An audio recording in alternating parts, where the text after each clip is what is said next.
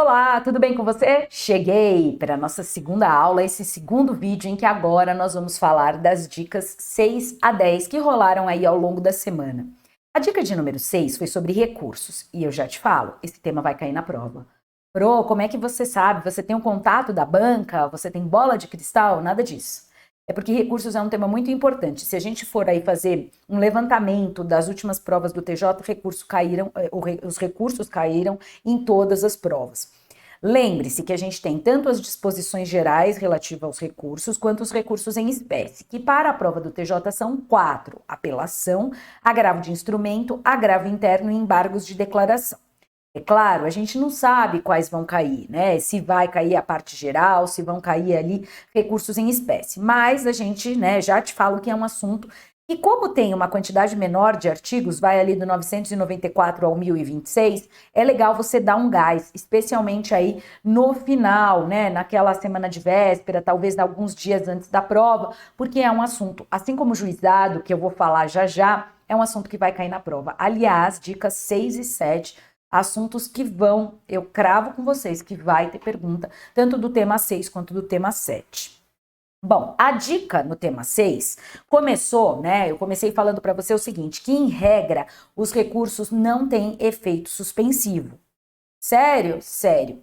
O que significa? Que quando a parte interpõe um recurso, em regra, este recurso não tem como efeito suspender ali, né? Não tem como consequência suspender os efeitos da decisão recorrida.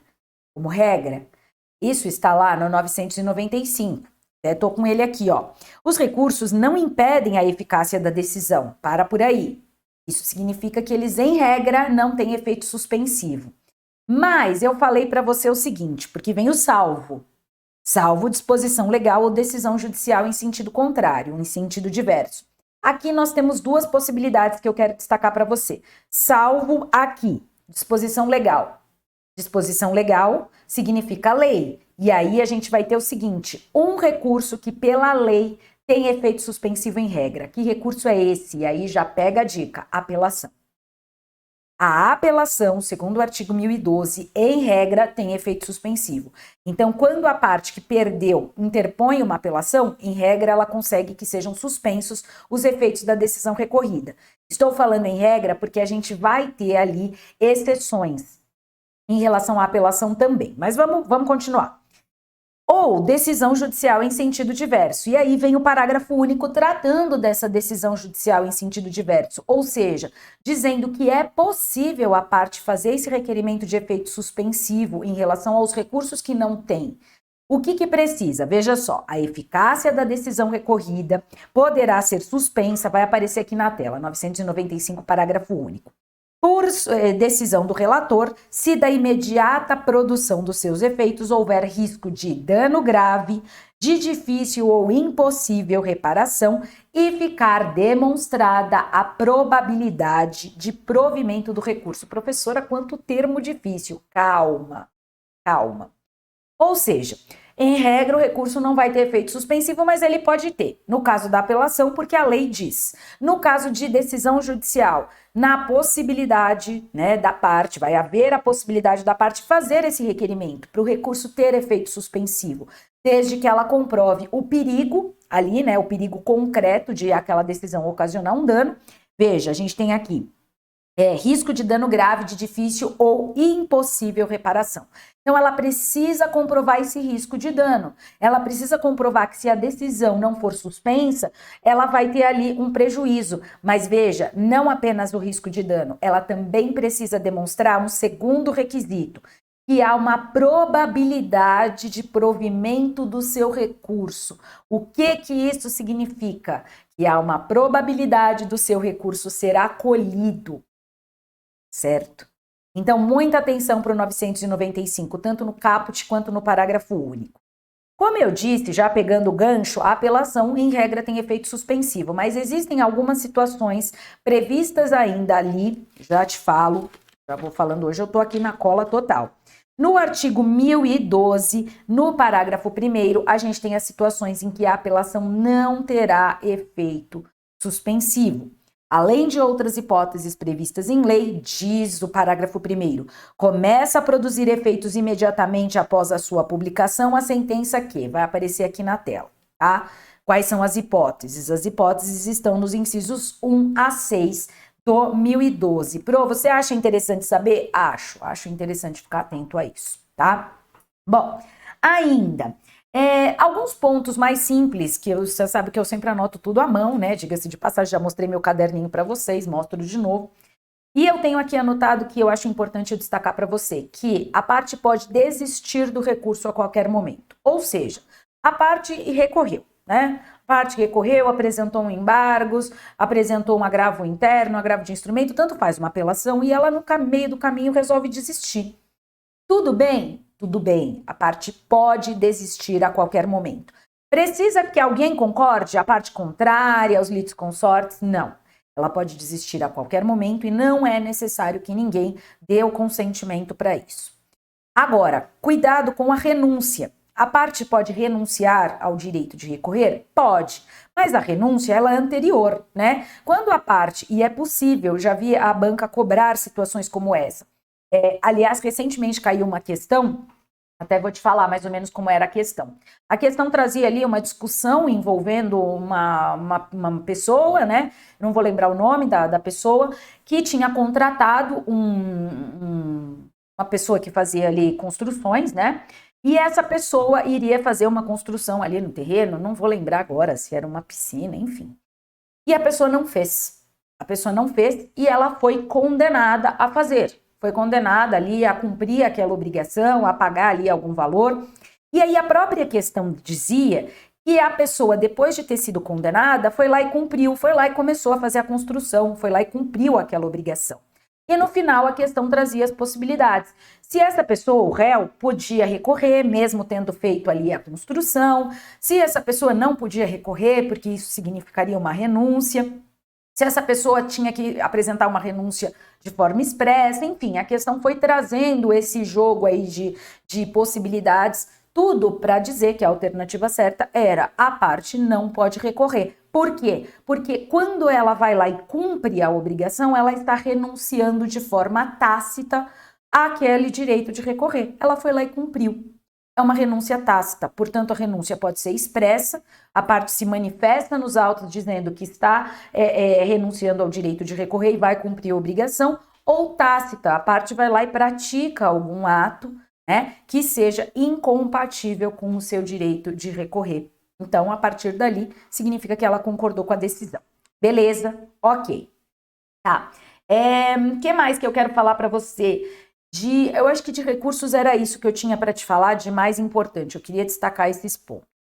Passemos para a nossa 7ª dica, que foi sobre o juizado. O juizado vai cair na prova. E você vai lembrar da minha voz falando isso para você. A professora Camila falou que o juizado vai cair na prova. Vai. Talvez caia Lei 9.099, Juizado Especial Cível e da Fazenda Pública. Talvez uma de cada ou talvez uma de cada um desses assuntos. Eu dei a dica de número 7 foi no sentido de lembre da diferença entre Juizado Especial Cível e da Fazenda Pública. No Juizado Especial Cível, a competência é delimitada na Lei 9.099 para as seguintes causas. Causas que tenham um valor de até 40 salários mínimos, aparecendo aqui na tela, tá? Causas ou ações de despejo para uso próprio, e aqui não tem a questão do valor. E aí, então, a gente vai ter na Lei 9.099 que é possível a parte apresentar uma ação quando essa ação tenha um valor de até 40 salários mínimos, beleza?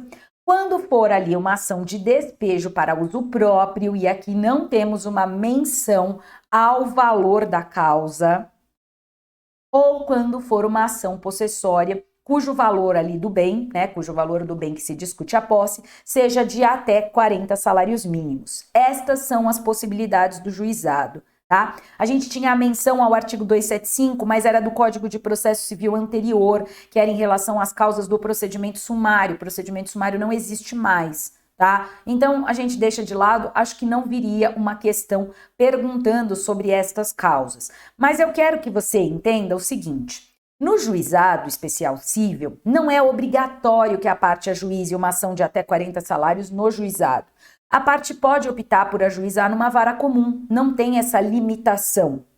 Basta que ela, queira no juizado, porque lembra, o juizado tem algumas facilidades, como, por exemplo, a possibilidade da parte não precisar de advogado nas causas de até 20 salários, tá? Porque a assistência de advogado é facultativa. Nas de 20 a 40, aí sim é obrigatório. Mas no juizado da Fazenda Pública, estabelecido na Lei 12.153 de 2009, a gente tem uma situação diferente. Em relação ao juizado especial da Fazenda Pública, o que a gente tem é que é cabível ali as ações, e vamos lembrar aqui já pegando o gancho, juizado especial da Fazenda Pública, quem é que pode ser réu? As pessoas jurídicas de direito público, tá? Aqui, estados, municípios, Distrito Federal, territórios e as autarquias e fundações destas pessoas jurídicas. E União, União tá lá na lei do juizado especial da União. E não cai na nossa prova, tá? Não cai na prova de escrevente do TJ. Então, vamos deixar de lado. Por que são só estes que podem ser réus? Porque é o juizado da Fazenda Pública. Então, você não esqueça disso, não vai confundir. A lei diz que estas pessoas jurídicas de direito público podem ser réus e, portanto, não há previsão deles enquanto autores. Qual é a competência do juizado especial da Fazenda Pública? As causas de valor até 60 salários mínimos. Veja que aqui aumentou o teto, o máximo, tá? Só que aí tem uma diferença importante, porque a Lei 2.153 diz que em relação ao juizado especial da Fazenda Pública, a competência é absoluta. O que isso significa? Significa que a parte não pode optar ali, como eu falei em relação ao juizado especial civil, a parte, quando ela tem uma causa que vá até 60 salários e na comarca dela já tem o juizado ali instalado, ela tem que entrar com ação no juizado, porque o juizado especial da Fazenda Pública tem uma competência absoluta. Quando ele existe, portanto, ele atrai para si todas aquelas causas que estejam dentro dessas características, tá? Ainda sobre o juizado especial da Fazenda Pública, não teremos prazos diferenciados, certo? Não tem prazo diferenciado ali para a Fazenda Pública. Tome cuidado, porque a gente sabe que o CPC diz que a Fazenda Pública tem prazos em dobro para se manifestar no processo, tá? Para contestar, para recorrer, etc. Beleza? Bom, aí eu vou virar uma chavinha aqui com você. E aí eu passo a dizer, a trabalhar aqui nesse vídeo de normas da corregedoria. Bom, eu quis aproveitar, esse momento para trazer as 7 dicas de processo civil e as 3 de normas da corregedoria. A gente tem ali previsto no edital, se eu não estou enganada, 7 questões de processo civil e 5 de normas. Os assuntos que eu optei para trazer as questões em normas são assuntos que eu também tenho, eu apostaria que esses assuntos vão estar na prova. O primeiro deles diz respeito à função correcional. Veja, estamos falando de normas da corregedoria. A corregedoria é o órgão a quem cabe ali fazer toda a fiscalização, acompanhar o trabalho ali das unidades judiciárias. Beleza. Acho que pode cair o seguinte, as questões que envolvam, ou melhor, uma questão que envolva atividade correcional.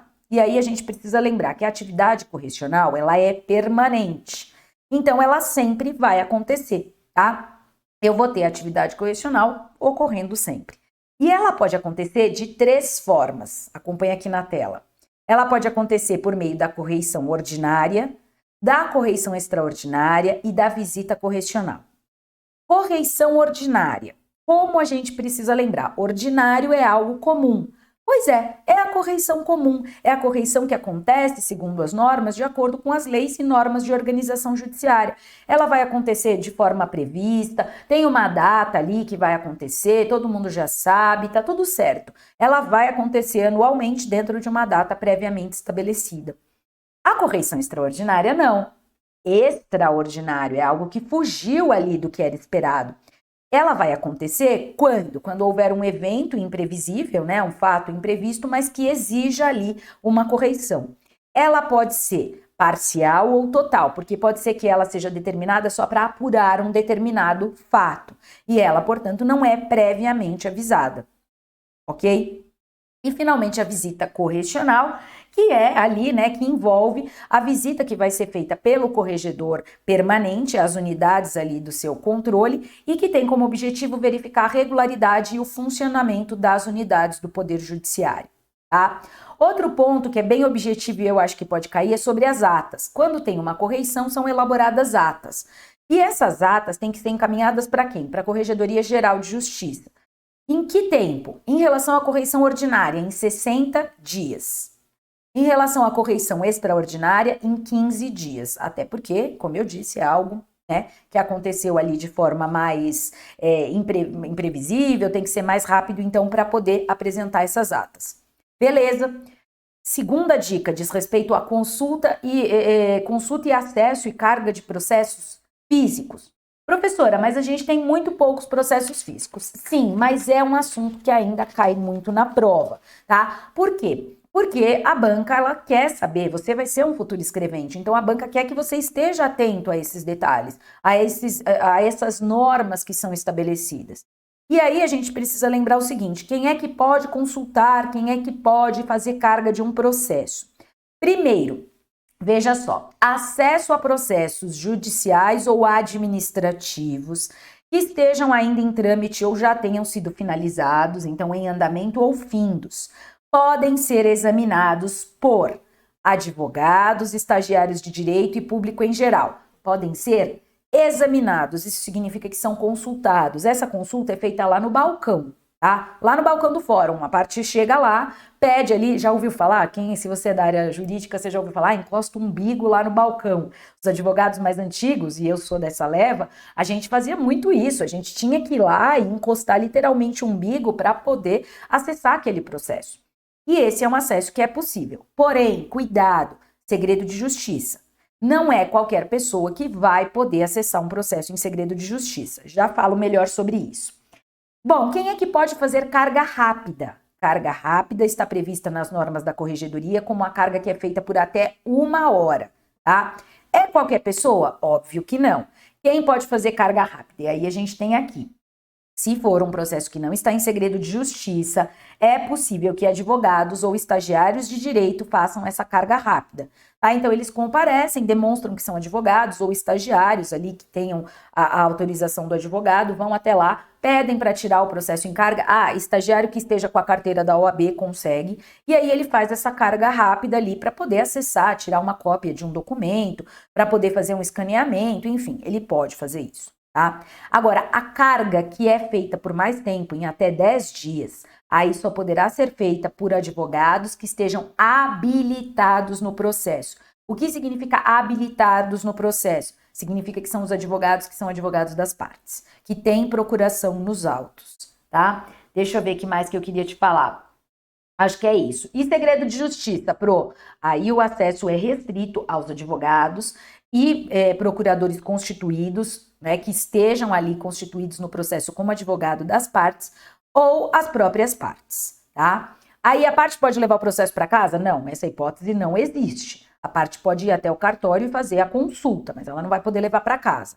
O advogado que esteja constituído no processo, então ele é habilitado como advogado das partes, foi ali constituído, né, tem procuração nos autos, como a gente fala, aí ele pode fazer carga da mesma forma, né, a carga pode ser liberada por até 10 dias, sempre vai depender da decisão, se houver alguma pendência ali, então cuidado, né, porque às vezes você chega em cartório, mas tem uma pendência aqui no processo, então o que eu tô te falando é o que as normas dizem, nem sempre na prática as coisas são diferentes, cuidado para não fazer essa confusão.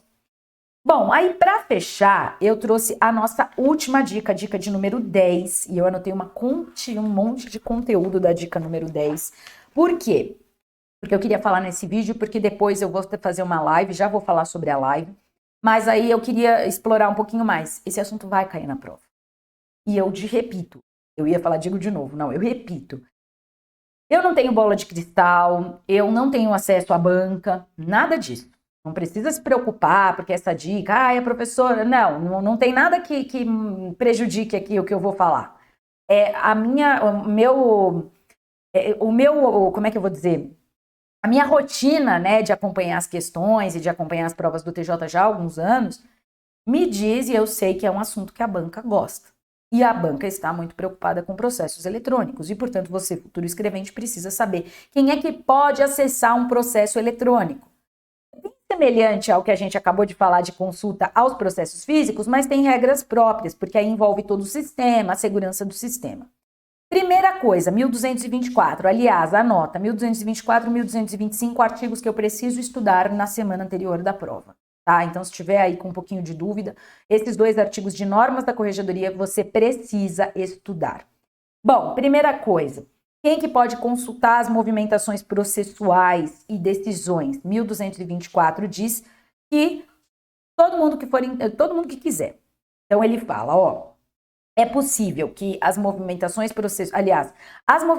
processuais e a consulta do inteiro teor de, aqui na tela, decisões, acórdãos, votos e também de mandados de prisão que estejam cadastrados no BNMP, Banco Nacional de Mandados de Prisão, é livre. Isso significa que qualquer um pode entrar no site e fazer essa consulta. É a consulta na íntegra dos autos? Não. Não é a consulta na íntegra dos autos. Por quê? Porque para consultar o processo na íntegra, quem é que pode ter esse acesso? Aí já muda um pouquinho. Para consultar na íntegra, tem que ser os advogados, tá? Habilitados, que estejam habilitados e estejam cadastrados ali. Então, advogado das partes que está habilitado, tem um cadastro, pode. Os procuradores. Então, procurador, por exemplo, do estado, procurador do município, pode. Os defensores públicos e os membros do Ministério Público. Mas, repito, cadastrados e habilitados nos autos. Atenção para essa expressão. E em relação a processos em que estes profissionais não estejam vinculados, eles também podem acessar? As normas dizem que sim, que eles podem acessar os atos e ali as decisões, desde que eles estejam previamente identificados. Então, eles vão precisar fazer um cadastro no site. Veja, não é no processo. Eles fazem um cadastro prévio no site do tribunal e aí, previamente identificados, eles têm que se identificar. Eles conseguem ter esse acesso ao processo. Ok? Bom, e processos em segredo de justiça? Quem é que tem acesso? Aí a restrição é máxima. As partes, mas as partes vão precisar de uma senha, tá? E também os advogados, e aí esses profissionais que a gente já falou, desde que sejam advogados cadastrados e habilitados nos autos. Portanto, tem que ser advogados que tenham vínculo com aquelas partes. Beleza? Bom, acho que era isso que eu queria trazer para você, tá? Mais um pontinho só. Quem é que indica que um processo deve correr em sigilo ou em segredo de justiça? As normas dizem. Essa indicação vai ser feita no ato do ajuizamento pelo próprio advogado da parte. Segura essa informação, pelo procurador, né, aquele que atua ali no processo. No ato de transmissão, quando foi ali um recurso que foi interposto em primeiro grau pelo órgão judicial de origem. Então, quando for feita a transmissão desse recurso do primeiro grau para o segundo grau, pode ser estabelecido ali que é um processo que vai correr em segredo de justiça. Terceiro, por determinação do juiz ou relator. Óbvio, né, se o juiz entende que aquela é uma hipótese de um processo que deve correr em segredo de justiça ou o relator no tribunal, ele determina, tá? E na quarta hipótese, automaticamente, naqueles casos que são determinados já por lei. A gente tem o CPC dizendo que devem correr em segredo de justiça, por exemplo, processos que envolvam ali o direito de família, esse é um exemplo, ou que envolvam o direito à intimidade das partes. Tá? Então, queria destacar isso para você. Veja, a indicação de que deve correr em segredo de justiça é presumivelmente válida, até decisão judicial em sentido contrário. Então, quando a parte vai lá e fala, né, o advogado vai lá e coloca segredo de justiça, tem um campo lá para ele clicar. Essa manifestação é, né, a princípio válida. Esse processo vai correr em segredo de justiça, desde que não haja depois uma decisão retirando esse segredo, porque pode acontecer do juiz falar não é um processo que deve correr em segredo, então eu retiro esse segredo. Lembra-se que a publicidade é a regra, o segredo de justiça é excepcional, tá bom? Bom, é isso que eu queria trazer para você aqui no nosso segundo vídeo, mas já falo para você o seguinte, Não sei quando você está assistindo esse vídeo, né? Talvez você esteja assistindo depois, mas vai ficar salvo aqui no canal. No dia 8/5, na segunda-feira, nós teremos uma live aqui no meu canal, às 20 horas, em que eu vou trazer de novo todos esses assuntos, mas sempre dando mais uns pitaquinhos, umas diquinhas novas, né? Então, um assunto, assim, abordando com você os assuntos que eu tenho certeza que vão estar na prova, que tem uma grande chance, assim, falar, tenho certeza, né, nossa, como você é ousada, mas é porque, como eu te digo, eu não posso cravar 100%, mas eu posso dizer para você, 90% esse assunto vai estar de um jeito ou de outro na sua prova, tá? Então essas 10 dicas foram muito bem pensadas, foram muito bem trabalhadas para eu realmente tentar apostar algumas questões, e eu quero, você sabe, que você gabarite, seja em processo civil, seja em normas. Tá bom? Bom, e só para fechar, eu já tô aí, né, já tá disponível, inclusive o pessoal que já fez aí a aquisição, a minha revisão, tá?